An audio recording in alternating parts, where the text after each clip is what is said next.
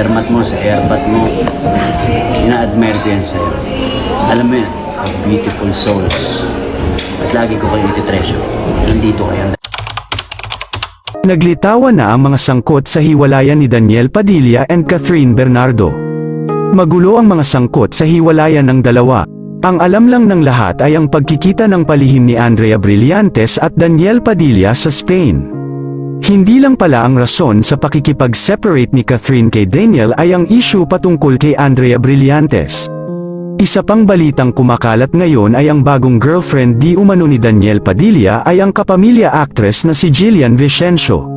Matapos ang pag-announce ni Catherine Bernardo ng hiwalayan nila ni Daniel, naglabasa na ang mga sangkot na babae sa pakikipaghiwalay ni Catherine. Anyang say ng netizens, hindi si Andrea ang dahilan ng hiwalayan. Pero totoo na nag-one night stand sila ni DJ at Andrea sa Spain.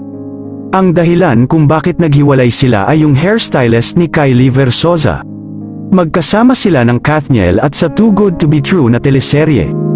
Kaya nagpa-short hair si Catherine sa Preview Magazine kasi short hair din si Jillian Vicencio at siya ang pinatatamaan.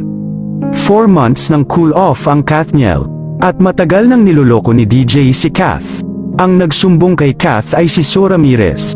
So dahil pala kay Jillian Vicencio ay nagpa-short hair si Catherine upang asarin silang dalawa ni Daniel Padilla. Ang pinakadahilan raw sa hiwalayan ng dalawa ay si Jillian Vicencio.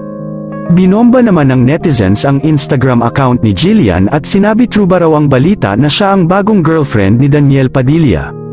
4 months na palang break ang Kathniel. Nahal ata na rin ito ng ilang fans ng dalawa dahil bihira na silang nagsasama. Sa ngayon tikom ang bibig ni Andrea Brillantes dahil siya ang pinagtutuunan ng bash ng netizens dahil siya lang ang alam ng lahat na nakipagrelasyon kay Daniel Padilla. Ngayon na crowd control na ang pangbabash kay Andrea at nalinawan ang lahat na si Jillian Vicencio ang napapabalitang bagong girlfriend ni Daniel Padilla ngayon. Madaming fans ang Kathniel ang nalungkot sa social media at nagpakita ng suporta kay Catherine Bernardo.